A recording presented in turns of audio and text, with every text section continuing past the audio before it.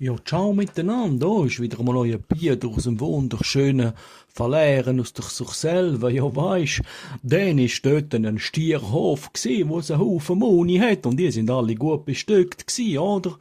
Dann sind sie da oben auf der Kuppe gsi. Und dann am Tag unten sind da 30 junge, hübsche Kühe durchgelaufen. Alles frische, saftige, junge Kühe mit Augen, Wimpern und allem. Und dann hat der Chef von der 20-jährigen Stiere gesagt, Jungs, jetzt gehen wir runter und jeder packt eine.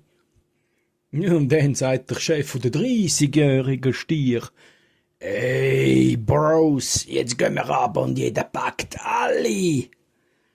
Oh, dann ist noch dort der Chef von der 40-jährigen Bullen und dann sagt er zu seinen Bros, wenn sie etwas wollen, dann kommen sie schon rauf.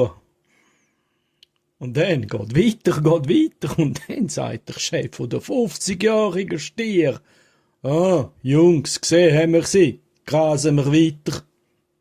Ja, noch nicht fertig. Dann hat der von der 60-jährigen Stier, der Chef, Buben, ducken euch ab, hoffentlich hat uns keiner gesehen von denen.